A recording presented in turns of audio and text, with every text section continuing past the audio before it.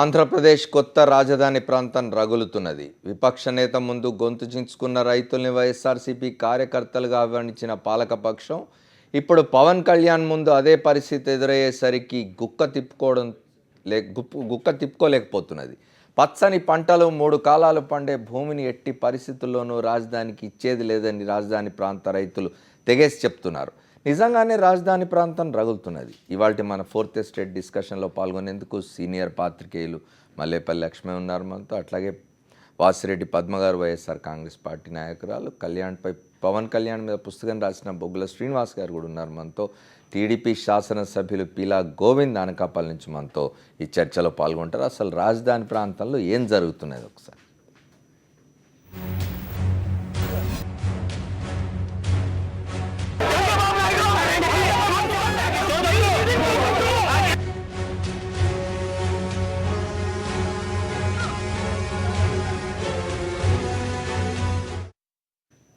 రాజధాని ప్రాంత రైతుల ఆవేదన మరోసారి వెలుగు చూసింది. రాజధాని నిర్మాణానికి రైతులు స్వచ్ఛందంగా భూములు ఇస్తున్నారన్న ప్రభుత్వ ప్రచారంలో నిజం లేదని తేలిపోయింది. రాజధాని నిర్మాణంలో తమ ఊళ్ళు వదిలిపెట్టాలని అన్నదాతలు ఆవేదన వ్యక్తం చేశారు. రాజధాని రైతుల సమస్యపై వైఎస్ఆర్ కాంగ్రెస్ పార్టీ మొదటి నుంచి పోరాటం చేస్తూనే ఉంది. ప్రజాభిప్రాయాన్ని గౌరవించాలని, రైతుల నుంచి బలవంతంగా భూములు లాక్కోవద్దని పదే పదే స్పష్టం చేసింది. మొన్నటికి రాజధాని ప్రాంతంలో వైఎస్ జగన్ జరిపిన పర్యటనలో అనేక మంది రైతులు తమ గోడు వెళ్లబోసుకున్నారు. తమ ఊళ్లను రాజధాని నుంచి మినహాయించేలా చూడాలని వైఎస్ జగన్ కు అనేక మంది రైతులు విజ్ఞప్తి చేశారు. బలవంతపు భూ సమీకరణ ఆపాలని వైఎస్ జగన్ చంద్రబాబు సర్కారుకు కఠినంగానే చెప్పారు. ఉండవల్లి, పెనుమాక సహా పలు గ్రామాల్లో భూ సమీకరణ పేరుతో జరుపుతున్న దాష్టీకాన్ని రైతులు జగన్ కు వివరించారు. మొదటి నుంచి వైఎస్ఆర్ కాంగ్రెస్ పార్టీ రైతు హక్కులు, రాజధాని రైతుల సమస్యలపై నినదిస్తూనే ఉంది. పార్టీ కమిటీ రాజధాని గ్రామాల్లో విస్తృతంగా పర్యటించి రైతులకు భరోసా కల్పించింది. వైఎస్ఆర్సీపీ ఎమ్మెల్యేలు కూడా రాజధాని ప్రాంతంలో పర్యటించి రైతులకు జరుగుతున్న అన్యాయాన్ని అసెంబ్లీలో ప్రస్తావించి ప్రభుత్వాన్ని నిలదీస్తామని హామీ ఇచ్చారు. వైఎస్ఆర్ కాంగ్రెస్ చేస్తున్న పోరాటం సహేతుకమైనదేననే విషయాన్ని పవన్ పర్యటనతో మరోసారి స్పష్టమైంది. భూములు ఇవ్వమని చెప్తున్న ఉండవల్లితో పాటు భూములిచ్చిన ఎర్రబాలెం, బేతపూడి గ్రామ రైతులు కూడా భూములు ఇవ్వడానికి తాము సిద్ధంగా లేమని పవన్తో స్పష్టం చేశారు. మంత్రులు నారాయణ, పుల్లారావు తమను బెదిరించి భూములు తీసుకున్నారని ఫిర్యాదు చేశారు. వైఎస్ఆర్ కాంగ్రెస్ పార్టీ గత 2 నెలలుగా చంద్రబాబు సర్కారు చేస్తున్న రియల్ ఎస్టేట్ దందాను ప్రశ్నించినట్టుగానే పవన్ కూడా ప్రశ్నించారు. రాజధానికి 33,000 ఎకరాల భూమి అవసరమా అని నిలదీశారు. రైతుల కన్నీళ్లతో కట్టే రాజధాని అవసరం లేదన్నారు. బలవంతంగా లాక్కుంటే ఆమరణ దీక్షకు సిద్ధమవుతానని హెచ్చరించారు. మాకు ఇబ్బంది ఉంది, మాకు ఇవ్వడానికి ఇష్టం లేదు. వాళ్ళు మా భూములు సరెండర్ చేయకపోతే బలవంతంగా భూ సేకరణ చట్టం కింద భూములు లాక్కుంటా ఉంటే అస్సలు మీరు భయపడద్దు, వెనకాడద్దు, నేను పోరాటం చేస్తున్నాను. నేను ఆ రోజు అందరికీ ఎన్నికలు ప్రచారం చేసేటప్పుడు చెప్పాను, ప్రభుత్వాలు ఈరోజు నేను మాట్లాడుతున్నాను, కామినేని గారికి ఓటేయండి, పలానా బీజేపీ అభ్యర్థికి ఓటేయండి, వీళ్ళకి ఓటేయండి, కానీ వీళ్ళు కానీ ప్రజలకి న్యాయం జరగని పక్షంలో నేను బయటకు వస్తానని చెప్పాను. అందుకని ఈరోజు మీ ముందుకు వచ్చాను. రాజధాని భూముల విషయంలో ఎల్లో మీడియా సాగిస్తున్న గోబెల్స్ ప్రచారం పవన్ కళ్యాణ్ పర్యటనలో పటాపంచలైంది. రైతులు స్వచ్ఛందంగా భూములిస్తున్నారని పచ్చపత్రికలు ఊదరగొడుతున్న విషయం వాస్తవం కాదని తేలిపోయింది. భూముల ధరలు పెరగడం, జీవితాలు మారిపోవడం అంతా పచ్చ మీడియా కల్పించిన భ్రమేనని పవన్ పర్యటనలో స్పష్టమైంది. వైఎస్ జగన్ పర్యటనలో రైతులు వ్యతిరేకత వ్యక్తం చేసినప్పుడు వాళ్లంతా వైఎస్ఆర్ కాంగ్రెస్ పార్టీ కార్యకర్తలని ముద్ర వేసిన మీడియా తాజా పరిణామాలతో కంగుతినాల్సి వచ్చింది. ప్రభుత్వం ప్రకటించిన ప్యాకేజీతో రైతులంతా పూర్తి సంతృప్తితో ఉన్నారని కథనాలు వండి వార్చుతున్న ఎల్లో మీడియా వైఖరిపై రైతులు ఆవేదన వ్యక్తం చేశారు. అసలు ప్యాకేజీ అవసరం లేదని, తమ భూములు తమకు వదిలేస్తే చాలని పవన్ కళ్యాణ్ ను కోరారు. అంటే చెబుతాను, ఆయన అడిగిన మాట చెప్పండి. అక్కడ మీటింగ్ చెప్పినప్పుడు వచ్చాడు, ఆడకు వచ్చి ఏమండి మిమ్మల్ని కోటీశ్వరులు చేస్తాను, మీరు బాగుపడతారు ఎవరున్నారు అని అన్నాడు ఆయన. నేనేమన్నానంటే, ఏమండి మా ఊరు రైతులు భూమి ఊరుతో సహా మొత్తం నీకు దారదత్తం చేస్తాను, నీ కాలేజీలు మాకు ఇవ్వండి, మేము దాంట్లో పని చేసుకొని బతుకుతాను అన్నానండి. టీడీపీ అధినేత చంద్రబాబుకు మద్దతు తెలుపుతున్నారా? బీజేపీకి వత్తాసు పలుకుతున్నారా? చంద్రబాబును పవన్ కలిసిన తరువాత చాలా మందికి వచ్చిన సందేహమే ఇది. కానీ రాజధాని పర్యటనతో ఆ సందేహాలన్నింటికీ సమాధానం చెప్పారు పవన్ కళ్యాణ్. చంద్రబాబుతో భేటీ కేవలం కర్టెసీ అన్నది స్పష్టమైంది. రాజధాని ప్రాంతంలో ఆయన వినిపించింది తన సొంత వాణియే. తన ఇమేజ్ పెంచుకునేందుకు, తన లైన్ మోదీ లైన్ అని చాటి చెప్పేందుకు ఈ పర్యటనను బాగా ఉపయోగించుకున్నారు. భూములిచ్చేందుకు 90% మంది రైతులు ఒప్పుకున్నారని పవన్ కళ్యాణ్కు చంద్రబాబు చెప్పారు. మంత్రులు నారాయణ, ప్రత్తిపాటి పుల్లారావు కూడా ఇదే బాకా ఊదుతున్నారు. రైతులంతా ఇష్టపూర్వకంగా భూములిస్తున్నారని వీళ్ళిద్దరూ కూడా పవన్కు చెప్పారు. అదే ఇంప్రెషన్తో రాజధాని ప్రాంతంలో పవన్ అడుగు పెడతారని భావించిన టీడీపీకి షాక్ తగిలింది. భూ సమీకరణపై రైతులు తీవ్రమైన వ్యతిరేకత వ్యక్తం చేయడం పవన్ కళ్లారా చూశారు. మంత్రులు బెదిరించి, భయపెట్టి భూములు లాక్కున్నారని, తామెవరమూ ఇష్టపడి ఇవ్వలేదని కుండబద్దలు కొట్టారు. దీంతో పవర్ స్టార్ తన ఎజెండా బయటపెట్టారు. బీజేపీ లైన్లో ఉన్న పవన్ టీడీపీపై నేరుగానే విమర్శలకు దిగారు.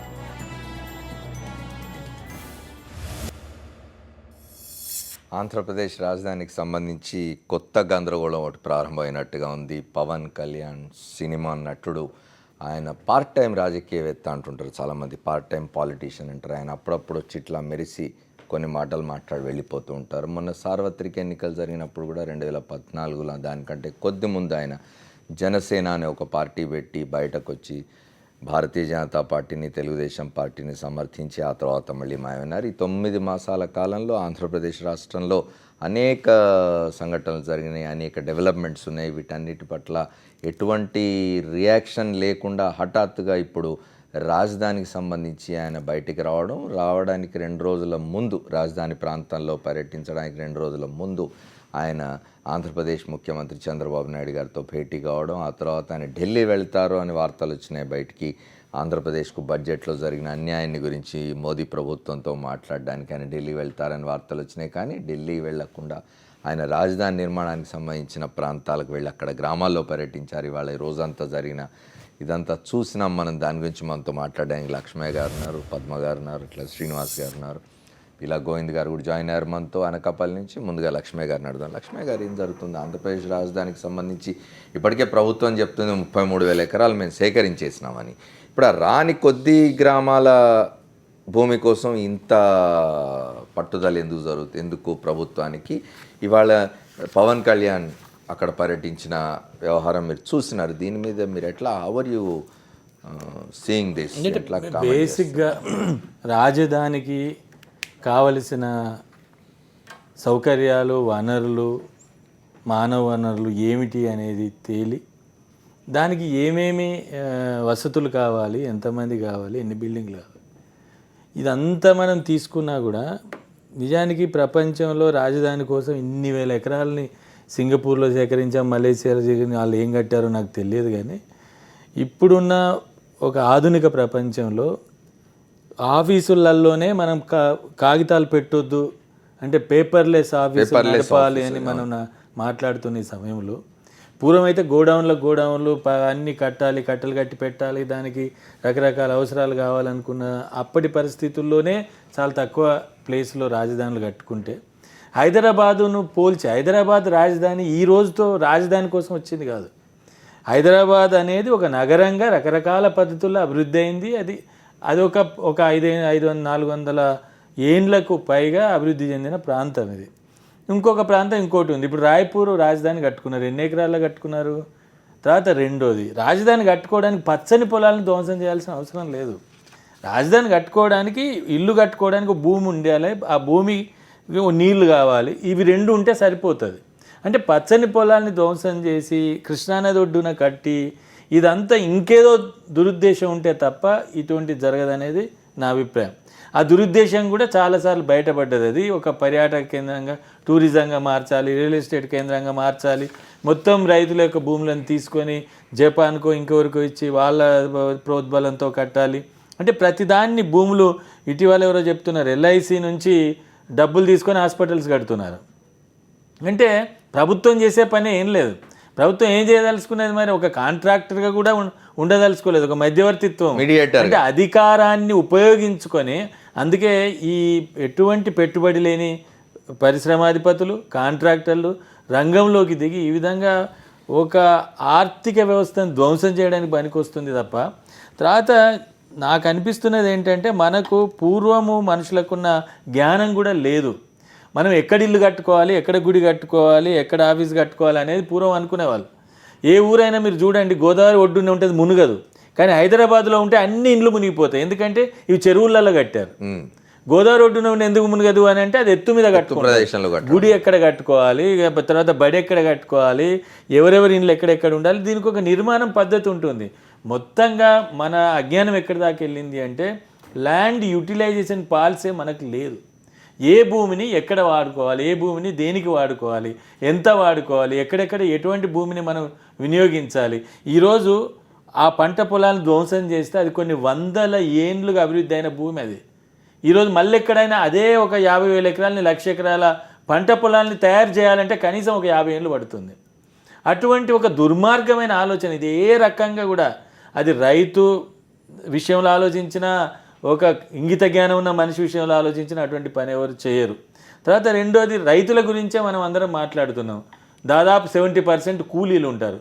వీళ్ళకైతే భూములు ఉన్నాయి, కనీసం ₹1,00,00,000 కౌలు రైతులు ఉంటారు, కూలీలు ఉంటారు. వాడు ఎక్కడికి పోవాలి? వానికి ఏం పరిహారం ఇస్తారు? ఎక్కడ వీళ్ళందరినీ అకామిడేట్ చేస్తారు? ఏ వస్తువులు కల్పిస్తారు వీళ్ళందరికీ? కాబట్టి ఇది ఎంత మాత్రం కూడా సరి అయింది కాదు.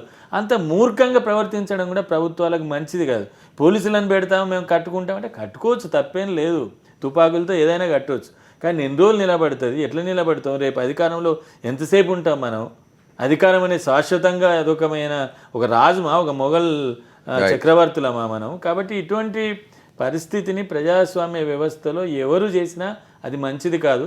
చంద్రబాబు నాయుడు, ఈవెన్ పవన్ కళ్యాణ్ ఆ విధంగా మాట్లాడడానికి కారణం ఏంటంటే పరిస్థితి అది. అక్కడ ఇంకొక రకంగా మాట్లాడడం సాధ్యం కాదు.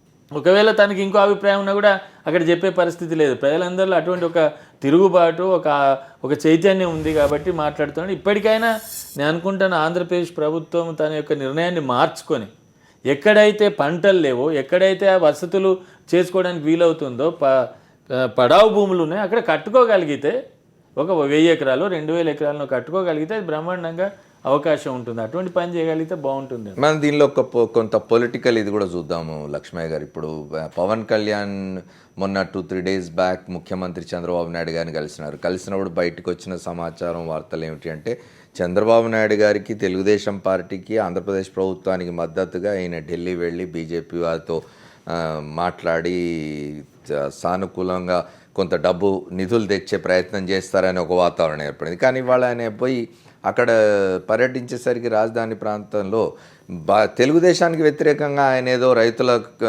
అనుకూలంగా మాట్లాడుతున్నారు, రైతుల రక్షణ కోసం అని వెళ్ళినాడని ఒక ఎంపీ. అంటే ఇది నిన్న మొన్నటి దాకా ప్రతిపక్షాలన్నీ, అంటే ఒక బలమైన ప్రతిపక్షంగా ఆంధ్రప్రదేశ్ రాష్ట్రంలో ఉన్నది వైఎస్ఆర్ కాంగ్రెస్ పార్టీ 67 మంది శాసనసభ్యులతో.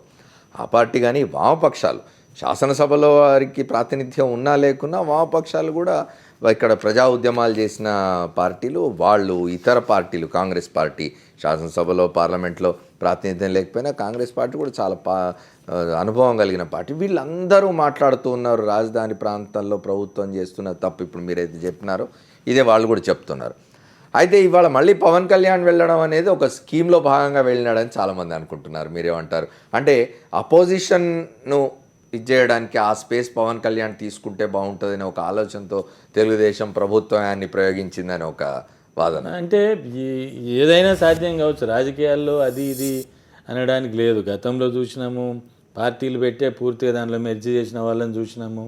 తర్వాత రకరకాల పద్ధతుల స్కీమ్స్ ఉండొచ్చు. కానీ ఒకటి, ఈరోజు బహిరంగంగా పవన్ కళ్యాణ్ మాట్లాడింది కూడా మనం విన్నది, ఇటువంటి భూములు కనుక అక్రమంగా లేకుంటే నేను నిరాహార దీక్ష చేస్తా అని మాట్లాడుతున్నాడు. ఆమరణ నిరాదీక్ష పూనుకుంటా అని మాట్లాడుతున్నాడు. అంటే నేను ఏమంటానంటే, అది ఎవరు చేసినా ఒక ప్రజల యొక్క చైతన్యం అక్కడ ఉంది అనడానికి మాత్రం పవన్ కళ్యాణ్ మాటలు మనకు ఒక సాక్ష్యంగా నిలబడతాయి. ప్రజలు వ్యతిరేకిస్తున్నారు, ప్రజలు ఆందోళన. అక్కడ ఇంకో దగ్గర మీరు భూములు ఇవ్వండి అని అంటే అక్కడ కుదిరే పరిస్థితి ఏం కనబడతలేదు. మీరు అన్నట్టు వైఎస్ఆర్సీపీ ప్లేస్నో కమ్యూనిస్టుల ప్లేస్నో లేకుంటే ఇప్పుడు ఒక కమిటీ ఏర్పడ్డది ఆ ప్లేస్నో కళ్యాణ్ తీసుకొని అక్కడ రాజధాని కట్టకుండా ఆపగలిగితే సంతోషం. పవన్ కళ్యాణ్ కూడా అంతిమంగా జరగాల్సిందే ప్రజల భూములు, పంట భూములు కాపాడాలంటే. అంటే మళ్ళీ నా 4 నెలలకు 5 నెలలకు తన మాట మార్చుకొని ఇంకోటి చేయగలిగితే అది కూడా ప్రజల్లో ఎక్స్పోజ్ అవుతుంది, అదేమి నిలబడదు. కాబట్టి ఏదైనా ఒక మాట మీద నిలబడటం, ప్రజల కోసం మాట్లాడుతున్నప్పుడు ఖచ్చితంగా ఒక కంటిన్యూటీగా మనం ఉండగలిగితే, నిరంతరంగా అదే అభిప్రాయంతో ఉండగలిగితే ప్రజలకు మంచిది. మనతో కాంగ్రెస్ నాయకులు, మాజీ శాసనసభ్యులు మస్తాన్ వలి గారు ఫోన్ లైన్లో ఉన్నారు. అదే ప్రాంతానికి చెందినవారు, గుంటూరు జిల్లాకు సంబంధించిన వారు. మస్తాన్ వలి గారు చెప్పండి, ఇవాళ పవన్ కళ్యాణ్ రాజధాని నిర్మాణానికి ఉద్దేశించిన ప్రాంత గ్రామాలు పర్యటించారు. మీరు బహుశా చూసి ఉంటారు టెలివిజన్లలో. మీ అభిప్రాయం ఏంటి ఆయన పర్యటన మీద? లేలే, ఇప్పుడైనా పవన్ కళ్యాణ్ గారు జనసేన పార్టీ ప్రశ్నించడానికి పుట్టింది అని చెప్పి ఆ రోజు 2014 ఎన్నికల్లో తెలుగుదేశం బీజేపీ బలపరిచినటువంటి పార్టీకి మద్దతు పలకటం, అధికారంలో తీసుకురావడం జరిగింది. చాలా సంతోషం. ఈ రోజైనా కూడా ఒక 8 మాసాల కాలం తర్వాత ఈ రాష్ట్రంలో రాజధాని కోసం రైతుల భూములతో నాటకం ఆడుతున్నటువంటి ప్రజెంట్ తెలుగుదేశం పార్టీ అవలంబిస్తున్నటువంటి రైతు వ్యతిరేక విధానాలు భారతదేశంలోనే ఏ రాష్ట్రంలో లేని విధంగా ఒక నియంత్రిత ధోరణితో రైతుల మెడల మీద కాళ్ళు పెట్టి రైతుల యొక్క ప్రాణాలని భయంతో బతికేటటువంటి పరిస్థితుల వల్ల రాజధాని తీసుకునేటటువంటి ప్రయత్నం ఏదైతే ఉందో, మరి ఇవాళ ఆయన ప్రశ్నించినందుకు పవన్ కళ్యాణ్ గారినే అభినందిస్తా ఉన్నాను. ఈ నేపథ్యంలో మాట్లాడినటువంటి ప్రతి మాట కూడా పవన్ కళ్యాణ్ గారు రైతుల కన్నీళ్ల మీద రాజధాని ఏర్పాటు చేయకూడదనే మాట నిజంగా అర్చించదగ్గొచ్చు. కాంగ్రెస్ పార్టీ మొట్టమొదటిసారిగా అక్కడ ఉన్నటువంటి తొల్లూరులో ఉన్నటువంటి మెట్ట ప్రాంతాలు, మాగాడి ప్రాంతాల్లో పర్యటించినటువంటి చరిత్ర కాంగ్రెస్ పార్టీది. అయితే మెట్ట ప్రాంత రైతులంతా కూడా మూకుమ్మడిగా మాకే అభ్యంతరం లేదని వచ్చారు. ఇంకా మెట్ట ప్రాంతం ఉంది మస్తాన్ వలి గారు. ఇప్పుడు ఇంకా చాలా మంది మెట్ట ప్రాంత రైతులు సిద్ధంగా ఉన్నారు, తీసుకోమని మేము కాదంట్లా. మస్తాన్ వలి గారు, పవన్ కళ్యాణ్ ఇప్పుడు ఆ ప్రాంతాల్లో పర్యటించడానికి ఎంచుకున్న ఈ టైంను మనం ఇది చేద్దాం. ఎందుకు ఈ టైం ఎంచుకున్నారు? ఆయన ఇప్పటిదాకా ఎందుకు మాట్లాడలేదు? ఇంతవరకు ఏమైపోయారు? దాదాపు 6-7 మాసాలుగా రగులుతూ ఉన్నది రాజధాని నిర్మాణానికి సంబంధించి. భూములు లాక్కుంటున్నది ప్రభుత్వం, పెద్ద ఎత్తున రైతులు రోధిస్తూ ఉన్నారు కదా. ఇప్పుడు ఎందుకు వెళ్ళినారు ఆయన పవన్ కళ్యాణ్? అవునండి, ఇప్పుడు ఆ విషయం మీదే చెప్పండి. ఆ విషయం మీదే పవన్ కళ్యాణ్ గారు 8 మాసాలుగా అక్కడ ఉన్నటువంటి రైతాంగం కానీ, ఆయన నమ్మినటువంటి జనసేన కార్యకర్తలు కూడా, అయ్యా ప్రశ్నించేటటువంటి దానికోసం పుట్టిన పార్టీ కాబట్టి మీరు ప్రశ్నించాల్సినటువంటి అవసరం ఆసనమైంది. రాజధాని విషయంలో రైతుల మీద బలప్రయోగం జరుగుతూ ఉంది. మీరు ఇంకా మౌనంగా ఉంటే మీరు ఇచ్చినటువంటి వాగ్దానం ఏదైతే ఉందో ప్రజలు నమ్మే పరిస్థితులు లేదు. మిమ్మల్ని నమ్మి పనిచేసినందుకు మమ్మల్ని కూడా జనాలు మమ్మల్ని ఒక తీర పురుగులాగా చూస్తా ఉన్నారని చెప్పి అతని మీద ఒత్తిడి తీసుకురావడం జరిగింది. ఆయన కూడా ఇప్పుడు చూడడం జరిగింది. భూసేకరణ చట్టంలో ఏం జరిగిందో, మిగతాది ఏం జరిగిందో నాకు తెలియదు, కానీ రైతుల కన్నీళ్లతో రాజధాని ఏర్పాటు చేస్తే మాత్రం నేను ఒప్పుకోను అనేటటువంటి మాట ఏదైతే ఉందో దానికి కట్టుబడి ఉండాలా. ఇవాళ రైతాంగం భూములు ఇవ్వడానికి సిద్ధంగా లేదు. ఒకవైపు చంద్రబాబు నాయుడు గారు అంటారు 35,000 ఎకరాలు ఇచ్చారంటున్నాడు. ఎక్కడిచ్చారో రైతు ఇన్ఫర్మేషన్ యాక్ట్ వేస్తే ఇవ్వడానికి వీలు లేదని చెబుతారు. అధికారులు కూడా భూములు వివరాలు లేరు. చెప్పలేనటువంటి దౌర్భాగ్య పరిస్థితిలో ఇవాళ ఈ ప్రభుత్వం ఉంది. దయచేసి పవన్ కళ్యాణ్ గారు రాబోయేటటువంటి రోజుల్లో భవిష్యత్తులో రోడ్డు మీద నిలబడి ఆ భూములు ఇవ్వడానికి రైతాంగానికి రక్షణగా నిలబడి పనిచేయాలా, కాంగ్రెస్ పార్టీ అండగా ఆయనకు పనిచేస్తుందని చెప్పి ఈ సందర్భంగా చెప్పాల్సినటువంటి పరిస్థితి. గారు మీరు ఫోన్ లైన్ లో ఉండండి. వీలైతే మనతో శ్రీనివాస్ గారు ఉన్నారు. పవన్ కళ్యాణ్ మీద ఆయన పుస్తకం కూడా రాసినారు. చెప్పండి శ్రీనివాస్ గారు, అంటే పవన్ కళ్యాణ్ రాజకీయాలకు సంబంధించి ఆయన ఎప్పుడు వచ్చినా, ఎప్పుడు అంటే ఎప్పుడు ప్రవేశించినా, ఎప్పుడు నిష్క్రమించినా అదొక స్టేజ్ మేనేజ్డ్ దానిలా కనిపిస్తుంది. గతంలో ఆయన ప్రజారాజ్యం పార్టీ వ్యవహారాల్లో చూసినా, ఆ తర్వాత కాలంలో మౌనం, ఆ తర్వాత జనసేన పార్టీ పెట్టి భారతీయ జనతా పార్టీ తెలుగుదేశాన్ని సమర్థించిన, ఆ తర్వాత మళ్ళీ మౌనం, సడన్గా ఇప్పుడు మళ్ళీ బయటకు వచ్చినారని. ఎప్పుడు చూడండి ఇదేదో సినిమాల్లో ఒక సీన్ యాక్ట్ చేసి వెళ్ళినట్టుగా అనిపిస్తుంది. మళ్ళీ తర్వాత చాలా కాలం నిశ్శబ్దం ఉంటుంది. ఏమిటిదంతా? ఇక్కడ రాజధాని భూముల గురించి నేను మాట్లాడదలుచుకోలేదు. మేజర్గా పవన్ కళ్యాణ్ పొలిటికల్ వ్యూ ఎలా ఉంటుంది, అతని సినిమాలు ఎలా ఉన్నాయి, పొలిటికల్ వ్యూ, ప్రతి స్టేజ్లో పవన్ కళ్యాణ్ తన మాటల ద్వారా జనాలను కిక్కెక్కించాలి, ఓకే, గెలిపించాలి, అక్కడ హీరోగా వెలుగొందాలి. అంటే ఎప్పుడు ప్రజాపక్షం ఉన్నట్లు చేస్తారు. ఈరోజు నేను పోరాటం చేస్తా అంటున్నారు. ఈరోజు ఆమరణ నిరాదీక్ష చేస్తా అంటున్నారు, రైతుల దాన్ని పోరాటం భూముల అంటారు. కోసం అని చెప్పి. Okay, nice. కానీ పవన్ కళ్యాణ్ ఏ కూటమి అండి? పవన్ కళ్యాణ్ ఏ కూటమికి చెందినవాడు? మల్కాజ్గిరి నియోజకవర్గం నుండి జయప్రకాష్ నారాయణ గారు పోటీ చేస్తాను అన్నప్పుడు నేను జయప్రకాష్ నారాయణ కోసమే నేను ఎంపీగా పోటీ చేయకుండా వదిలేశానండి. జయప్రకాష్ నారాయణ గారిని గెలిపించుకోవాల్సిన అవసరం మనకు ఉంది. మన తెలుగు నేలకు 2 ప్రాంతాలకు న్యాయం చేకూర్చేవారు జయప్రకాష్ నారాయణ గారే. సో అలాంటి వారిని గెలిపించుకోవాల్సిన బాధ్యత మనందరి మీద ఉంది. నేను ఆయనకు సపోర్ట్ చేయడమే కాకుండా నా సీట్ను వదులుకుంటా అని చెప్పారు పవన్ కళ్యాణ్. ఓకే. ఆ తర్వాత 3 రోజులకి మా కూటమి ధర్మం అండి, మా కూటమి ధర్మం ప్రకారం నేను జయప్రకాష్ నారాయణకి సపోర్ట్ ఇవ్వట్లేదు, మల్లారెడ్డి గారికి, కోట్ల మల్లారెడ్డి గారికి సపోర్ట్ ఇస్తానంటున్నారు. Right. అంటే ఇప్పుడు పవన్ కళ్యాణ్ ఏ కూటమి? టీడీపీ బీజేపీ కూటమి. రైట్. సో టీడీపీ బీజేపీ కూటమిలో ఏం చెప్పాడు? అనంతపూర్లో, తాడిపత్రిలో బాబు టీడీపీ హామీలన్నీ నెరవేర్చే బాధ్యత నాది అన్నాడు. రైట్. అదే పవన్ కళ్యాణ్ 2004 తీసుకుంటే వారి అన్నకు గెలిపించడం కోసం క్లియర్గా 2009లో బాబు హామీలకు డబ్బులు ఎక్కడ తీసుకొస్తారండి? స్విస్ బ్యాంకులో నుంచి తీసుకొస్తారా? బాబు హామీలు స్విస్ బ్యాంకుల నుంచి డబ్బులు తీసుకొస్తారు, దాచిపెట్టిన డబ్బులు తీసుకొస్తారంటాడు. ఇప్పుడు కేంద్రం ఇవ్వలేదు. సో నెక్స్ట్ కార్యక్రమం ఏముందండి? స్విస్ బ్యాంకుల నుంచి తీసుకురావడే కార్యక్రమం. టీడీపీ హామీలు నెరవేర్చే బాధ్యత నాది. ఇది ఈ ఎన్నికల్లో. రైట్. అంటే ఇది సామాన్య ప్రజలు ఇంత అవేర్నెస్తో చూసే పరిస్థితి లేదు. నేను పవన్ కళ్యాణ్ కోసమే నా టైం అంతా కేటాయించుకున్నాను కాబట్టి నేను మీకు చెప్తున్నాను. కానీ ఒకటి అంటే రాజధాని నిర్మాణానికి సంబంధించి ఎందుకు వచ్చింది ప్రస్తావన అంటే ఆయన అక్కడ ఇవాళ పర్యటించినాడు కాబట్టి. ఇంతకుముందు లక్ష్మయ్య గారు అన్నట్టు అది పవన్ కళ్యాణ్ ద్వారా ఆగినా ఇంకోళ్ళ ద్వారా ఆగినా రైతుల భూములు సేవ్ అయితే చాలు కదా మనకు. ప్రజాపక్షమే. ఇప్పుడు ఎవరైనా ప్రస్తుతం ఎన్నికలు లేవు, మనం అందరం మాట్లాడితే ప్రజాపక్షం ఉండాలి, ప్రజలకు మేలు జరగాలి, ఓకేనా? దాని గురించి. కానీ పవన్ కళ్యాణ్ గురించి పెట్టుకోండి. ఒక మేధా పాట్కర్కి మీరు ఇంత ఇంపార్టెంట్ ఇవ్వండి. మేధా పాట్కర్ వస్తే ఒక ఇంకా ఈ సామాజిక ఉద్యమకారులను తీసుకొస్తే మీరు అంత ఇంపార్టెన్స్ ఇవ్వండి. కానీ పవన్ కళ్యాణ్ ఏ రోజుకు ఆ రోజు నేను టీడీపీ హామీలను నెరవేర్చే బాధ్యత నాది అని చెప్పేస్తాడు. ఆ తర్వాత ఏమన్నాడు? అయ్యా బాబు, నేను ఎలా చేస్తాను, ఇది నాది కాదు, నాకు ప్రధానమంత్రి గారి అపాయింట్మెంట్ దొరుకుతుందా, నాకు ఇవ్వరు కదా ఇప్పుడు అంటారు. ప్రధానమంత్రికి డైరెక్ట్ మిత్రుడు పవన్ కళ్యాణ్. కొన్ని ఈ నిమిషానికి ఆయన బీజేపీ టీడీపీ కూటమిలో ఏ పార్టీ వైపు ఉన్నట్టు? బీజేపీ వైపు ఉన్నట్ట, టీడీపీ వైపు ఉన్నట్ట? ఇవాళ ఆయన పర్యటనలో ఆయన మాట్లాడిన వాటిని బట్టి మీకేమనిపిస్తుంది? అంటే ఇప్పుడు మనం బీజేపీ అని అర్థం చేసుకోవాలి. ఎందుకంటే ఇంకా నెక్స్ట్ బీజేపీ మళ్ళీ రేపు ఢిల్లీకి వెళ్ళి ఒకవేళ నరేంద్ర మోడీ గారిని కలిస్తే అప్పుడు కూడా మళ్ళీ స్ట్రాటజీ మారిపోతుంది. ఓకే. సో ఏ రోజుకు ఆ రోజు పవన్ కళ్యాణ్ గారు గొప్ప నటుడు, నేను కాదనను. కానీ ఈ రోజు ఏం మాట్లాడారు రేపటికి ఈ రోజుకు లింక్ లేకుండా పోతుంది. రైట్. ఎస్, ఇది నేను గమనించింది. రైట్. శ్రీనివాస్ గారు మనతో పీలా గోవింద్ గారు ఉన్నారు, తెలుగుదేశం పార్టీ శాసనసభ్యులు, అనకాపల్లి నుంచి మనతో మాట్లాడతారు. వారితో మాట్లాడే ముందు ఒక షార్ట్ బ్రేక్ తీసుకుందాం. ఆ తర్వాత వాసిరెడ్డి పద్మ గారి దగ్గరికి వస్తాను.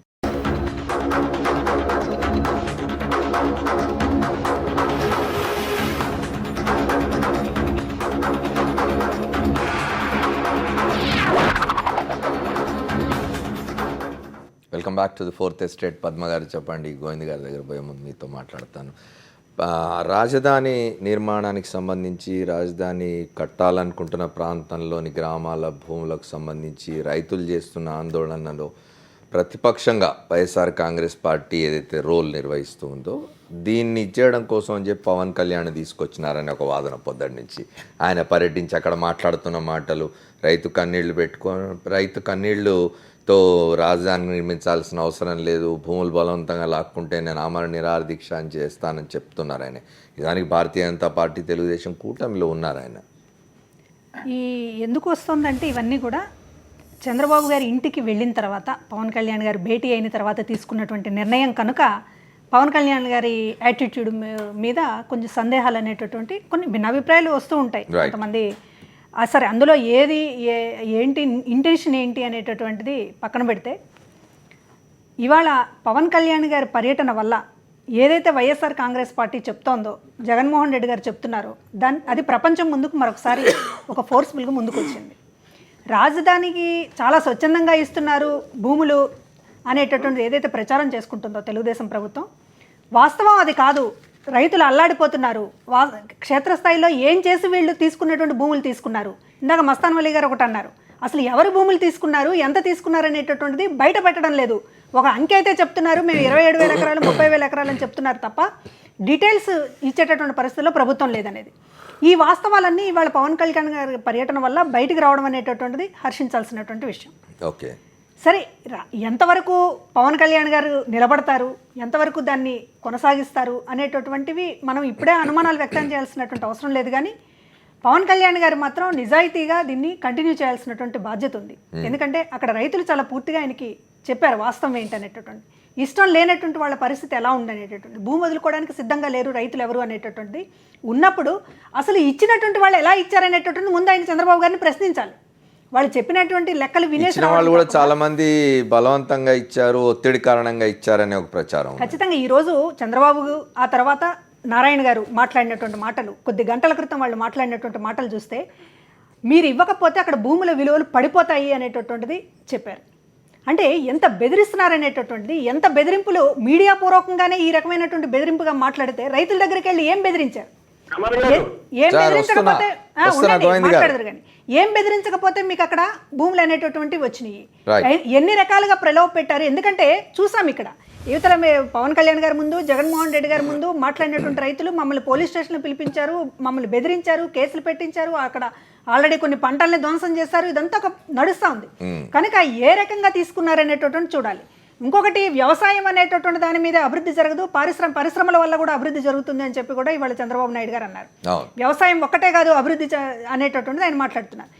ఇంతకు ముందు ముఖ్యమంత్రిగా ఉన్నప్పుడు ఎట్లయితే వ్యవసాయం దండగన్నారో అదే ఇంకొక మాటగా ఇవాళ చెప్పడం జరిగింది. వ్యవసాయం అనేటువంటి పంట భూముల్ని నాశనం చేసి మీరు పరిశ్రమలు పెడతామనేటటువంటిది ఏ పాలసీ? ప్రపంచంలో ఏ కంట్రీ యాక్సెప్ట్ చేసినటువంటి పాలసీ ఇది? అది ఈ రోజున అనేక సందేహాలు ఉన్నాయి. కనుక భూముల దీని విషయంలో మాత్రం పవన్ కళ్యాణ్ గారి పర్యటన అనేటటువంటి కొన్ని వాస్తవాల్ని మళ్ళీ ప్రపంచం ముందుకు తీసుకురావడాన్ని మేము స్వాగతిస్తున్నాం. రైట్, ఒకసారి మనం పీలా గోవింద్ గారితో మాట్లాడదాం. గోవింద్ గారు చెప్పండి, చంద్రబాబు నాయుడు గారిని, ముఖ్యమంత్రి గారిని 3-4 రోజుల క్రితం పవన్ కళ్యాణ్ కలిసిన తర్వాత ఆయన రాజధాని నిర్మాణ ప్రాంతానికి వెళ్ళి గ్రామాలు పర్యటిస్తారన్నప్పుడు చాలామంది ఏమనుకున్నారంటే వీరు వెళ్ళి చంద్రబాబు నాయుడు గారు చేస్తున్న ప్రయత్నం అమోఘంగా ఉంది, భూములు ఇవ్వాల్సిందే, మంచి రాజధాని కట్టుకుందాం అని ప్రచారం చేయడానికో అట్లాంటి వాతావరణం సృష్టించడానికో వెళ్తారనుకున్నారు. కానీ తిరిగి వాళ్ళ పవన్ కళ్యాణ్ అక్కడ వెళ్ళిన తర్వాత ఆయన మాట్లాడిన మాటలు తెలుగుదేశం పార్టీకి, ప్రభుత్వానికి కొంత ఇబ్బందికరంగా ఉన్నట్టుంది, ఆందోళన పడ్డట్టుంది ప్రభుత్వం. ఇవాళ చంద్రబాబు నాయుడు గారు కూడా మాట్లాడినారు, మీరేమంటారు? ఆయన తప్పుగా మాట్లాడలేదు సార్. పవన్ కళ్యాణ్ గారు రైతులకు ఎవరికైనా అన్యాయం జరిగితే ఆయన ప్రశ్నిస్తారని చెప్పారు. ఆయన పవన్ కళ్యాణ్ గారు ఎలక్షన్లో కూడా చెప్పారు సార్, ఏ ప్రభుత్వంలో ఏవైనా తప్పులు జరిగితే నేను ఖండిస్తానని నిలదీసి అడుగుతారని చెప్పేసి ఆ రోజు చెప్పారు. ఎలక్షన్ క్యాంపెయిన్లు కూడా చెప్పారు. ఇక్కడే తప్పు జరగలేదు సార్, ఫుడ్ ప్యాకేజ్ ఇచ్చారు. కొత్త రాజధానిలో ఇంత ప్యాకేజీ ప్రపంచంలో ఎక్కడ కూడా ల్యాండ్ ఫులింగ్ లో కానీ గోవింద్ గారు ఒక్క మాట, గోవింద్ గారు 20,000 ఎకరాల్లో 50% అబౌవ్ ఇన్ఫ్రాస్ట్రక్చర్ కడుతుందండి. ఒక్క మాట గోవింద్ గారు, 1000 గజాలు రెసిడెన్షియల్ ఇస్తున్నారు, కమర్షియల్ ఇస్తున్నారు. అది ఎవరు గ్రహించట్లేదు సార్. గోవింద్ గారు చెప్పినవి కానీ ఆయన అన్ని సార్ పవన్ కళ్యాణ్ 3 విషయాలు అన్నాడండి. ఒకటి, బలవంతంగా డెడ్ లైన్లు పెట్టి భూములు తీసుకోవద్దు అన్నాడు.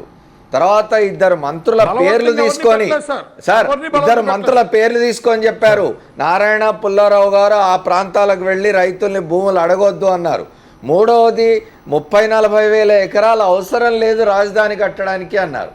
ఇవి మాట్లాడిన ఆయన, అవన్నీ ఆయన మాట్లాడిందంతా కరెక్టే అని మీరంటే ఇంతకాలం మీ ప్రభుత్వం అక్కడ చేస్తున్నది తప్పని మీరు అంగీకరిస్తున్నట్టే కదా సార్. ఒకటి గుర్తుంచుకో సార్ అమర్ గారు, ఒకటి వాస్తవం సార్. ఆ రోజు రైల్వే సార్, ఒక్క నిమిషం సార్ చెప్పండి, మాకు ఛాన్స్. ఆ రోజు రైల్వే నిర్మాణం చేసేటప్పుడు బ్రిటిష్ వాళ్ళు 1940లో రైల్వే నిర్మాణం చేశారు సార్. ఆ రోజు అంత ల్యాండ్ ఎక్వైరీ చేశారు కాబట్టి ఈవేళ 2 రోడ్లు వేసారు, 3 రైలు వేస్తారు, 4 లైన్, 5వ రైల్వే లైన్ కూడా భూమి ఉంది సార్. ఎక్విజిషన్ జరగలేదు కదా సార్. 1460లో ఎక్విజిషన్ చేశారు సార్. రైల్వే ఏర్పడింది 1460. ఆ రోజు బ్రిటిష్ పాలించేవారు. ఆ రోజు నుంచి ఈ రోజు వరకు రైల్వే సెట్ ఎందుకు ఎక్వైరీ చేయలేదు సార్? ఒకటే సార్, 20,000 ఎకరాలను ప్రతి ఒక్కరు ఎక్కువ అంటున్నారు కదా, వాస్తవం కాదు సార్. వాస్తవం ఏంటంటే ఈ రోజు 20,000 ఎకరాల్లో 10,000 ఎకరాల పైచిలక రైతులకు వెళ్తుంది, రైతులకు ఇస్తున్నాం. అలాగే రోడ్లకి ఎంత వెళ్తుంది? ఈ రోజు ఒక విజన్ వ్యక్తి సార్ నారా చంద్రబాబు గారు, ఒకటి పవన్ కళ్యాణ్ గారు అనేది ఏంటంటే బలవంతంగా ఎవరిని చేయలేదు, బలవంతంగా ఏ ఒక్క రైతుని కూడా ఇబ్బంది పెట్టలేదు. గుడ్ ప్యాకేజ్ ఇచ్చింది ఆంధ్ర రాష్ట్ర ప్రభుత్వం. ఒకటి, ఆ రోజు అసెంబ్లీలో బిల్లు ప్రవేశపెట్టినప్పుడు కూడా ఆ రోజు రాజధానికి అక్కడ ఆమోదించారా లేదా చెప్పండి సార్. పార్టీలు మాట్లాడుతున్నారు, ప్రతిపక్షాలు మాట్లాడుతున్నారు, చెప్పండి సార్ వాస్తవం. ఆ రోజు అందరూ కూడా ఆమోదికంగా అసెంబ్లీ బిల్లు ప్రవేశపెట్టిన తర్వాత అందరూ ఆ రోజు అసెంబ్లీలో మీరు చెప్పారు పంట పొలాల్లో రాజధాని కడతామని ఆ రోజు అసెంబ్లీలో మీరు చెప్పలేదు కదా. రైతులు ఇబ్బంది పెడుతూ చెల్లమ్మ విను. పవన్ కళ్యాణ్ గారు చెప్పిన దాంట్లో వాస్తవం ఉంది. ఎవరినైనా రైతులు బలవంతం ఫోర్స్ చేస్తే ఆయన ఎదురు తిరుగుతున్నారు. ఎవరిని ఫోర్స్ చేయలేదమ్మా. కాదు, 30,000 ఎకరాలు అవసరం లేదు అని పవన్ కళ్యాణ్ అంటే ముఖ్యమంత్రి గారు అన్నారు కమ్యూనిస్ట్ పార్టీలు 10 ఎకరాల్లో ఆఫీసులు కట్టుకోవచ్చా అని అడిగారు. 30,000 ఎకరాలు కావాల్సిందే అంటున్నారు ఆయన. సార్ అమర్ గారు ఆ రోజు రైల్వే లైన్ ఎందుకంత ఎక్వైర్ చేశారు సార్? సార్ ఒక దేశానికి రైల్వే లైన్లు వేయడానికి ఒక రాష్ట్రానికి రాజధాని కట్టడానికి తేడా ఉంది కదా గోవింద్ గారు. 1960లో గోవింద్ గారు సార్ ఆ రోజు ఎక్వైరీ చేశారు. ఈ రోజు వరకు ఎన్హెచ్పి అలా కాదండి. ఎవరికి ఒక్క రూపాయి ఇవ్వకుండా మొత్తం కూడా ఒక రియల్ ఎస్టేట్ ఇది చేసుకుంటూ మీరు పెట్టుబడులు ఏమో వాళ్ళు పెడతారు, మీరేమో రైతులకు సంబంధించి ఏమి ఇస్తామనేటువంటిది స్పష్టంగా చెప్పరు. ఒకటి, మీరు రుణమాఫీనే చేయడానికి డబ్బులు లేనటువంటి వాళ్ళు ఇవాళకి ఇవాళ 30,000 ఎకరాలు ఎక్కడ కాంపన్సేషన్ ఇస్తారు? మీరు ఎక్కడిస్తారు? మీరు కాంపన్సేషన్ తప్పుదో పట్టించుకోమ్మా. మీరు తప్పుదావ నడుస్తున్నారు. మీరు రుణమాఫీకే మీ దగ్గర డబ్బులు లేనప్పుడు ఎట్లా రైతులకు డబ్బులు ఇస్తారు మీరు? ఇప్పుడు గోవింద్ గారు ఒక్క నిమిషం లక్ష్మయ్య గారు మాట్లాడతారు మీతో. మీరిద్దరు గోవింద్ గారు మాట్లాడడం కంటే గోవింద్ గారు ఒక్క నిమిషం గోవింద్ గారు ఒక్క నిమిషం లక్ష్మయ్య గారు మాట్లాడతారు మీతో. రాజధాని నిర్మాణం కోసం, రైల్వేల నిర్మాణం కోసం, ఒక దేశంలో ప్రజలకు సౌకర్యాలు కల్పించడానికి ప్రభుత్వానికి ల్యాండ్ అక్వైర్ చేసే అధికారం ఉంది, దాన్ని ఎవరు కాదనడానికి వీల్లేదు. కానీ రాజధాని నిర్మాణానికి బయట పంటలు లేని భూమి ఉండగా పంటల భూమిని ఎందుకు తీసుకుంటున్నారు అనేది ప్రశ్న. అది కనుక జరిగి ఉంటే 30,000 కాదు 50,000 ఎకరాలు మీరు పంటలు లేని భూమిలో కనుక రాజధాని కట్టి ఉంటే అసలు ఈ ప్రశ్న వచ్చేది కాదు, చర్చ వచ్చేది కాదు. పంటలున్న భూమి, 3 పంటలు పండే భూమి, ఒక్క నిమిషం సార్ నేను మాట్లాడినాక మీరు మాట్లాడండి. 3 పంటలు పండే భూమిని తీసుకోవడం వల్ల సమస్య వస్తున్నది. లేనట్లయితే మీరు ఎక్కడైనా పంటలు లేని భూమిని 30,000, 50,000, 1,00,000 ఎకరాలు తీసుకొని అక్కడ అభివృద్ధి చేసి ఉండి భవిష్యత్తులో ఇంకా సమాజం పెరుగుతుంది కాబట్టి చాలా అవసరాలు ఉంటాయి కాబట్టి ఆ భూమిని వాడుకుంటామని చెప్పగలిగి ఉంటే అసలు రైతులకు, కూలీలకు, ప్రజలకు, పార్టీలకు ఎవరికి అభ్యంతరం ఉండదు. కానీ పంట భూములను తీసుకోవడం అనేది ఎందుకు జరుగుతున్నది అనేది ప్రశ్న. ఇప్పుడు పక్కనే వినుకొండ ఉంది, అదే గుంటూరు జిల్లాలో ప్రభుత్వ భూమి ఉంది. ఇటు పక్కన వస్తే నూజివీడు ఉంది, ప్రభుత్వ భూమి ఉంది. ఇవేమి ఎందుకు మీ స్పెషల్ ఇంట్రెస్ట్ ఏంటి అసలు ఇవాళ? ప్రశ్న చెప్పండి. ఒక్క నిమిషం లక్ష్మయ్య గారు అడిగిన దానికి జవాబు చెప్పండి. లక్ష్మయ్య గారు అడిగిన దానికి జవాబు చెప్పండి సార్. సమాధానం చెప్తాను సార్. ఆ రోజు అసెంబ్లీలో బిల్లు ప్రవేశపెట్టినప్పుడు ఆ రోజు అసెంబ్లీలో చర్చ ప్రజలు అడుగుతున్నారు వ్యతిరేకతలో ఒక్కడ మాట్లాడారా? నేను వైఎస్ఆర్సీపీ తరఫున మాట్లాడట్లేదు. అందరూ ఆమోదికంగా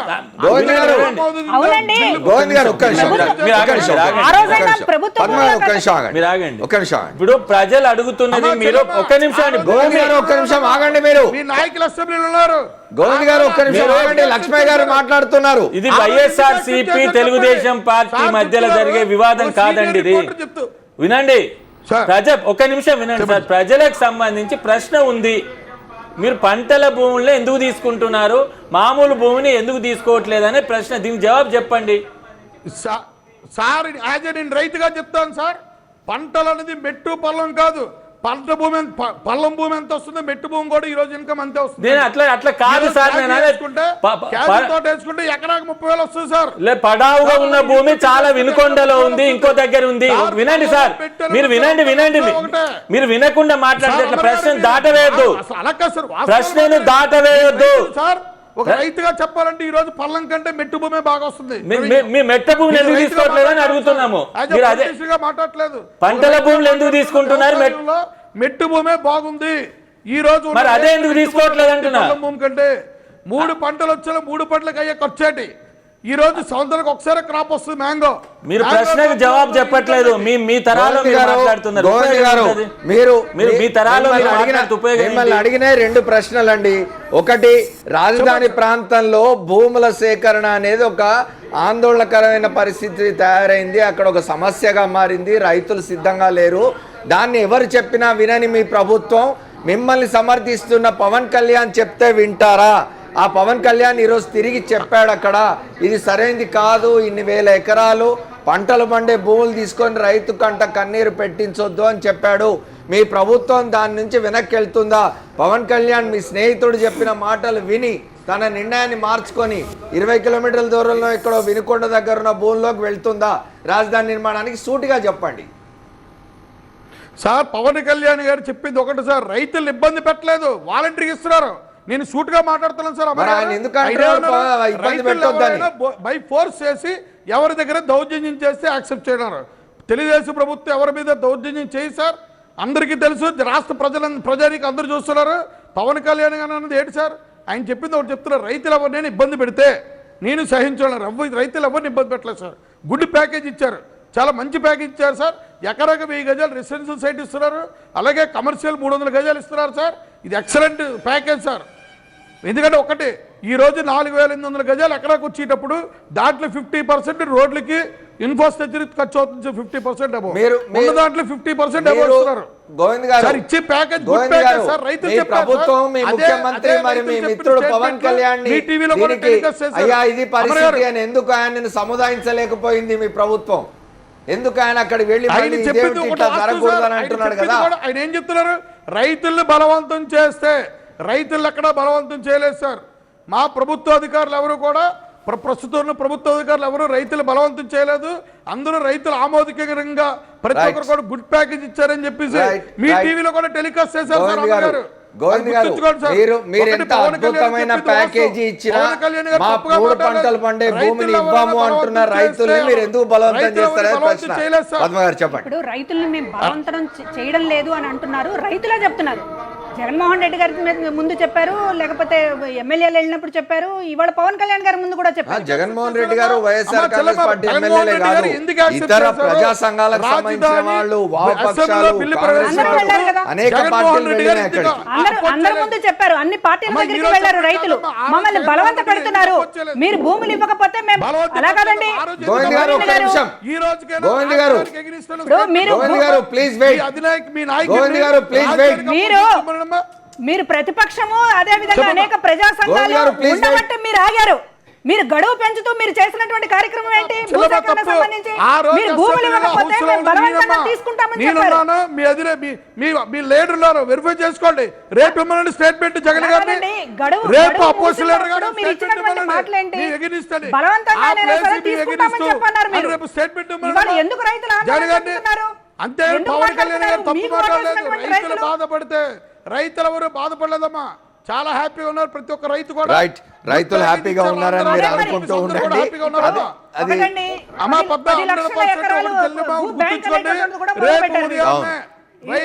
గోవింద్ గారు ప్లీజ్ వెయిట్. గోవింద్ గారు please wait. Please wait. Govind గారు ప్లీజ్ వెయిట్. గోవింద్ గారు ప్లీజ్ వెయిట్. ఆయన మాట్లాడుతూనే ఉంటారు. రాజధాని పేరుతోటి ఇప్పటికే పంట పొలాల్ని నాశనం చేస్తూ ఉన్నారు. మరో పక్కన 10 లక్షల ఎకరాలు భూ బ్యాంక్ విభజన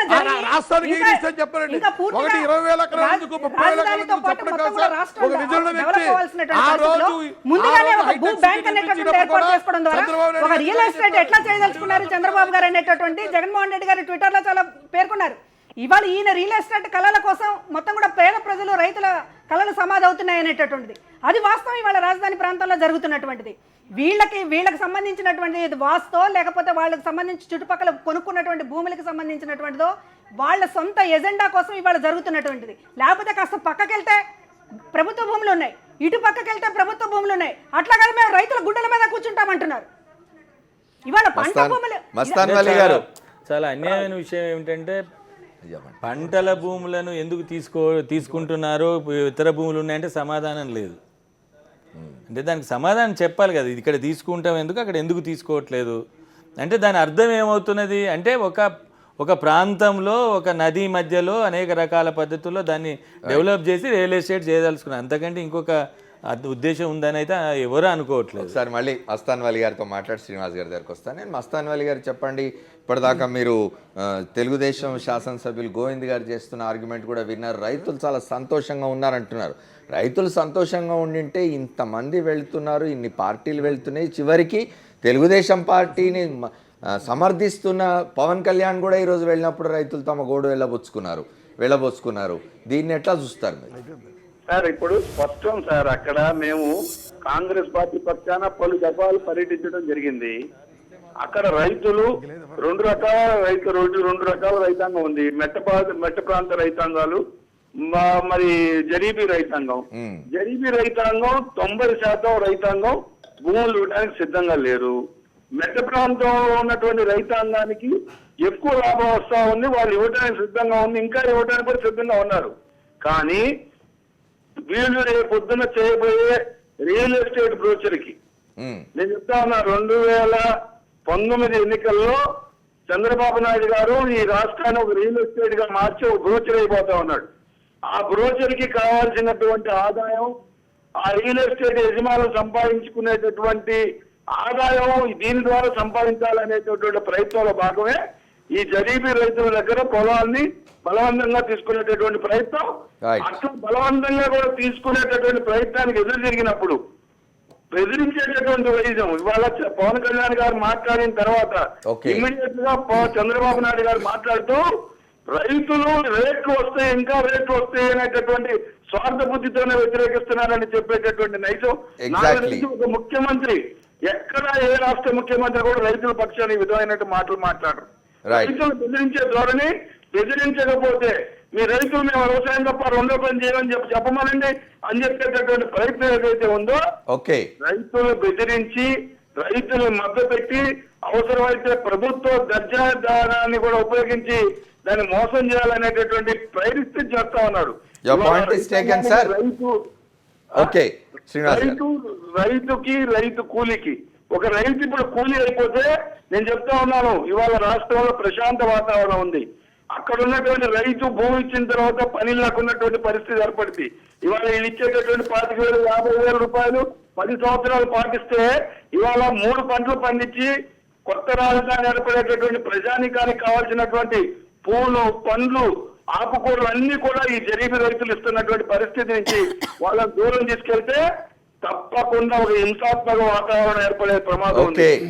మస్తాన్ వలి గారు, we have taken your point అండి. ఒక నిమిషం శ్రీనివాస్ గారితో మాట్లాడండి. చెప్పండి శ్రీనివాస్ గారు. సార్, ప్రతి ఒక్కరు ఎలా చూస్తున్నా అంటే పవన్ కళ్యాణ్ గారు మీరు ప్రశ్నించండి అంటున్నారు. పవన్ కళ్యాణ్ గారు మీరు చంద్రబాబు గారిని సముదాయించండి, సమాధానం తీసుకోండి, ప్రజలకు సమాధానం చెప్పాలి. ఇప్పుడు పవన్ కళ్యాణ్ ఇప్పుడు ప్రజలకు సమాధానం చెప్పాలి. ఎందుకు నువ్వు బాబుకి ఇంత డబ్బులు తీసుకొని ఓటేయమని చెప్పాడు ఏకంగా. మీకు ఇష్టమైన పార్టీకి మీరు ఓటేయండి, మీరు ఏ పార్టీ మంచిదైతే ఆ పార్టీని మీరు సెలెక్ట్ చేసుకోండి అని జనసేన పార్టీ ఆవిర్భావ సదస్సులో చెప్పాడు. జస్ట్ ఒక 10 రోజులు 15 రోజుల తర్వాత ప్రజలారా డబ్బులు తీసుకోండి, ఒక వైఎస్ఆర్సీపీ డబ్బులు పంచుతుంది, ఆ డబ్బులు తీసేసుకోండి, కానీ టీడీపీ బీజేపీ కూటమికి ఓటు వేయండి అన్నారు. సార్, అంతే ఆ స్థాయిలో మీరు వేసుకున్న పవన్ కళ్యాణ్ ఇప్పుడు ప్రజలకు సమాధానం చెప్పాలి. రైట్. ఇప్పుడు లక్ష్మీ గారు ఒకటి చెప్పండి, వాళ్ళు నిజంగానే అంటే మస్తాన్ వలి గారు చెప్తూ ఆ పాయింట్ చెప్పినారు. వాళ్ళ పవన్ కళ్యాణ్ రాజధాని ప్రాంత భూములు ఆ గ్రామాలు పర్యటించి ఆయన చేసిన వ్యాఖ్యల తర్వాత దాని మీద చంద్రబాబు నాయుడు గారు రాష్ట్ర ముఖ్యమంత్రి రియాక్ట్ అయినారు. ఆంధ్రప్రదేశ్ ముఖ్యమంత్రి రియాక్ట్ అయ్యి వారు ఏమన్నారంటే చాలా కొద్ది మంది భూములు ఇవ్వడం లేదు. ఎందుకు ఇవ్వడం లేదంటే వాళ్ళ భూములు అట్లా పెట్టుకొని రేపు మేము దీన్నంతా అద్భుతంగా డెవలప్ చేసిన తర్వాత ఆ భూముల ధరలు పెరుగుతాయి, అప్పుడు అమ్ముకుందాం అనే స్వార్థ చింతనతో భూములు ఇవ్వడం లేదు రైతులు అంటున్నారు. దీన్ని ఎట్లా చూస్తారు? అంటే నిజానికి ఇప్పుడు శ్రీనివాస్ గారు చెప్పిన పాయింట్ కూడా ఒకటి, ఆ బ్యానర్లు చూస్తే నాకు తర్వాత అర్థమైంది. అంటే ఆయన ముందు పోయింది మాత్రము నేను అనుకుంటాను వ్యతిరేకంగా ఉన్నారనే ఉద్దేశంతో పోయినట్లేడు. ఎగ్జాక్ట్లీ. ఎందుకంటే నవ్యాంధ్ర రాజధానికి మీరు ఆ బ్యానర్లు మరొకసారి మనం చూపెడితే నవ్యాంధ్ర రాజధానికి విచ్చేస్తున్న పవన్ కళ్యాణ్ అని ఉన్నది. రాజధాని కొత్త రాజధానితో రైతులతో ముచ్చటించడానికి వస్తున్నాయని ఉన్నది. అక్కడికి పోయిన తర్వాత ఆ ఇంటెన్సిటీ ఏదైతే ఉందో, ప్రజల యొక్క పరిస్థితి ఏదైతే ఉందో, అంటే ఇప్పుడు శ్రీనివాస్ గారు స్టడీ చేసి రాశారు కాబట్టి ఆయన యాటిట్యూడ్ అనేది నిమిషానికి మారుతూ ఉంటుంది. అంటే ఇవాళ ఇట్లా మాట్లాడచ్చు, రేపు ఇంకోసారి మాట్లాడు, రేపు అక్కడి నుంచి వచ్చినాక ఇంకేదైనా మాట్లాడచ్చు. అంటే ఒక కంటిన్యూటీ ఉన్నట్టు మనకు కనబడట్లేదు, కన్సిస్టెన్సీ లేదు. తర్వాత రెండోది ఒక అభిప్రాయాన్ని ఖచ్చితంగా ఉంచుకొని ఇగో ఇది ఈ అభిప్రాయాన్ని ఈ లైన్ నాది అని చెప్పడానికి చేస్తున్నట్టు కనబడట్లేదు. కాబట్టి ఇది తాత్కాలికమైన ఒక ఇదే కనబడుతున్నది. అయితే నేను మొదటి చెప్పిన దానికి నేను కట్టుబడి ఉంటాను. అదే రైతులు కోరుకుంటున్నట్టు అక్కడ రాజధాని కట్టకుండా పవన్ కళ్యాణ్ ఆపగలిగితే అది చాలా బ్రహ్మాండంగా ఉంటుంది. ఆ పని ఇప్పటికైనా చేస్తే మంచిది, ఆయన సముదాయిస్తే మంచిది. పద్మ గారు ఒక మాట చెప్పండి. మీరు ఇంతకుముందు అన్నారు ఏంటంటే పవన్ కళ్యాణ్ ఇది కొనసాగిస్తే మంచిది, రైతులకు అన్యాయం జరుగుతుంది, అదే దానిలో ఆయన పోరాడాలని.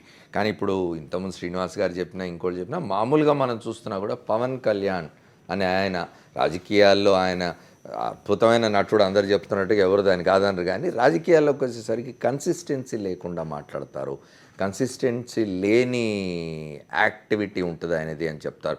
బయటకు వచ్చి ఒక మాట మాట్లాడి వెళ్ళిపోతారు. ఒకసారి ఎప్పుడో వచ్చారు, ఒక ₹1 కోటి ఎంతో తను ఒక ట్రస్ట్ పెడుతున్నానన్నారు. ఆ తర్వాత ట్రస్ట్ కార్యక్రమాలు ఏమైనా తెలియదు. జనసేన అనే పార్టీ పెట్టినారు. ఆ పార్టీ యాక్టివిటీ ఏమిటి? 9 నెలల కాలంలో 2014 ఎన్నికల ముందు పెట్టిన జనసేన భారతీయ జనతా పార్టీ టీడీపీ కూటమికి మద్దతు ఇవ్వడం, కొన్ని బహిరంగ సభల్లో ఆయన మాట్లాడి రావడం తప్ప జనసేన యాక్టివిటీ, దానికి ఒక స్ట్రక్చరు, దానికి ఒక నిర్మాణం, స్వరూపం, ఇట్లాంటివి అయితే ఏం కనిపించవు మనకు. మళ్ళీ పవన్ కళ్యాణ్ బయటకు వస్తేనే జనసేన అట్లా ఉన్నది. అట్లాంటి పార్టీ నుంచి మీరేం ఎక్స్పెక్ట్ చేస్తారు? మీరు ఇంతకుముందు అన్నారు పవన్ కళ్యాణ్ దీన్ని ముందు తీసుకుపోతే బాగుంటుంది, మేము హర్షం వ్యక్తం చేస్తున్నాం అన్నారు. అంటే ఒకటి మీరు అన్నది కరెక్టే. జనసేన పెట్టకముందు ఆయన ఏం చేశారు అనేటటువంటిది చూస్తే ట్రస్ట్, మళ్ళీ దాని అడ్రస్ లేదు. అలాగే పీఆర్పీకి సంబంధించి వచ్చినప్పుడు ఆ తర్వాత అసలు కనబడకుండా పోయారు. కనీసం ఏంటి తన రోల్ ఏంటి, లేకపోతే తన నుంచి ఎక్స్పెక్ట్ చేస్తున్నటువంటి వాళ్ళకి సంబంధించినటువంటి ఏం చెప్తారనేటటువంటి ఏమీ అడ్రస్ లేకుండానే ఆయన దాదాపు అజ్ఞాతంలోకి వెళ్ళిపోయిన చాలా తీవ్రమైన వ్యాఖ్యలు కూడా చేస్తూ ఉంటారు ఆయన. 2009 ఎన్నికల ముందు వాళ్ళ అన్న పార్టీ పెట్టినప్పుడు, ప్రజారాజ్యం పార్టీ పెట్టినప్పుడు కాంగ్రెస్ నాయకుల పంచలు కూడా తీసుకొడతానని చెప్పిన వ్యక్తి తర్వాత మళ్ళీ అన్నగారు తీసుకొని పార్టీని అందులో మర్జ్ చేస్తున్నప్పుడు ఆయన రియాక్షన్ లేదు. అవునవును, ఇది ఖచ్చితంగా చంద్రబాబు గారిని గెలిపించడం కోసమే ఆయన మొన్న ఎలక్షన్స్లో ముందుకొచ్చారు. బీజేపీకి సంబంధించినటువంటి కూటమి అనేటువంటి ఏమైనప్పటికీ కూడా చంద్రబాబు గారిని గెలిపించడానికి పవన్ కళ్యాణ్ గారు ఒక పావులాగా ఉపయోగపడ్డారు ఆ రోజున. సరే, ఇవాళ మేము అడుగుతున్నది ఆయనకు సంబంధించినటువంటి లిమిటేషన్స్, వీటన్నిటిని చర్చించేటువంటి సందర్భం కాదు. చర్చించాల్సిన మేము చర్చిస్తాం. ఆయన పార్టీ ఏంటి, ఆయన యాటిట్యూడ్ ఏంటి, ఒక రోజు ముందుకు వస్తారు, ఒక రోజు వెనక్కి పోతారు, ఇవన్నీ చాలా చెప్పొచ్చు. కానీ ఇవాళ మేము అడుగుతున్నది, మేము ఎక్స్పెక్ట్ చేస్తున్నది ఆయన నుంచి, ఇవాళ మీకు ఒక బాధ్యత ఉంది. ఖచ్చితంగా ఆ బాధ్యత నుంచి ఆయన తప్పించుకోలేడు. ఆయన సినిమా రంగంలో ఉన్నంత వరకు, లేకపోతే ఓ పబ్లిక్ ఫిగర్గా ఉన్నంత వరకు ఎట్లా ఈ ప్రశ్న అయినది ఆయన నిత్యం వెంటాడుతూనే ఉంటుంది. ఇవాళ తప్పించుకుంటే రేపు తప్పించుకోలేడు కనుక మేము ఈ రోజున అడుగుతూ ఉన్నాం. ఇవాళ చంద్రబాబు గారిని మీరు అడగాల్సినటువంటి అవసరం ఉంది. రాజధానికి సంబంధించినటువంటి ఇంత అన్యాయం జరుగుతూ ఉంటే గెలిపించినటువంటి మీరు ఎట్లయితే చంద్రబాబు గారి మీద ఒక నమ్మకం, ఒక ఎక్స్పీరియన్స్ అనేటటువంటిది చూడండి అని మీరు చెప్పారు కనుక ఆ ఎక్స్పీరియన్స్ దేనికి ఉపయోగపడుతుంది? ఇవాళ ఒక రియల్ ఎస్టేట్ దందాకు ఉపయోగపడుతుంది రాజధాని పేరుతోటి. అదేవిధంగా 10 లక్షల ఎకరాల భూ బ్యాంక్ ఏర్పాటు చేస్తానంటున్నాడు ఆయన. మరి దీనికి సంబంధించినటువంటి ప్రశ్నించకుండా ఇంకా శుతిమెత్తగా మాట్లాడితే పవన్ కళ్యాణ్ గారి నైజం ఏంటనేటటువంటి కూడా ప్రజలకు తెలుస్తుంది. కనుక ఆయన ఒక ఇవాళ ఒక కూడలిలో ఉన్నారు. దానికి సంబంధించినటువంటి ఎటు టర్న్ తీసుకుంటారనేటటువంటిది మేము కూడా వేచి చూస్తాం. ఆయన ప్రధానమంత్రి నరేంద్ర మోదీ అపాయింట్మెంట్ అడిగి ఉన్నారు. అది రేపు ఎల్లుండో రావచ్చు. వచ్చిన తర్వాత ఆయన ప్రధానమంత్రిని కలిసి వచ్చాక ఏం మాట్లాడతారో కూడా చూడాలి. ఇంకొకటి కూడా అమర్ గారు, ఒక వ్యక్తిగా నేను జగన్ గారి గురించి, లేకపోతే చంద్రబాబు గారి గురించి, లేకపోతే మోడీ గారి గురించి, రాష్ట్రం గురించి, రాజధాని గురించి మొత్తం కూడా ఓవరాల్గా మాట్లాడతాను అనేటటువంటి హక్కు ఉంది అనుకున్నప్పుడు నీ బాధ్యతగా ఏం చేస్తావు అనేటటువంటి కూడా ఒకటి ప్రశ్నించాల్సి వస్తుంది. కనుక ఒక జనసేన నేనే పార్టీ, నేనే సైన్యం, నేనే రాష్ట్రం, లేకపోతే నేనే సుప్రీం అనుకుంటే బాగా మీడియా ఎత్తినంత వరకు 2 రోజులు చెల్లుతుంది. కానీ ఆయన ఏం సాధించారనేటటువంటి దాన్ని బట్టి కూడా ప్రశ్నించేటటువంటి పరిస్థితి. రైట్ శ్రీనివాస్ గారు. Sir, 2 point sir. నేను సీమాంధ్రలో పుట్టినవాడిని, హైదరాబాద్లో సెటిల్ అయ్యాను. 20 years నుంచి హైదరాబాద్లో ఉంటున్నాను. కానీ నేను మాట్లాడే 2 పాయింట్లు. తెలంగాణ సీమాంధ్ర విడిపోవడానికి ప్రజారాజ్యం పార్టీ కారణం కాదా? సీమాంధ్రకు చెందిన 18 మంది ఎమ్మెల్యేలను తీసుకెళ్ళి కాంగ్రెస్లో కలపడం వల్లనే కదా ఆంధ్రప్రదేశ్ ప్రభుత్వం పడిపోకుండా ఉండడం. సో ఇప్పుడు ప్రజారాజ్యం పార్టీ కూడా అందులో భాగం ఉంది కదా. కానీ పవన్ కళ్యాణ్ బుకాయిస్తారు. అంటే మా రాష్ట్రం విడిపోయింది, బీజేపీకి బాధ్యత ఉంది, బీజేపీకి బాధ్యత ఉంది, కాంగ్రెస్కి బాధ్యత ఉంది అని చెప్తున్నారు.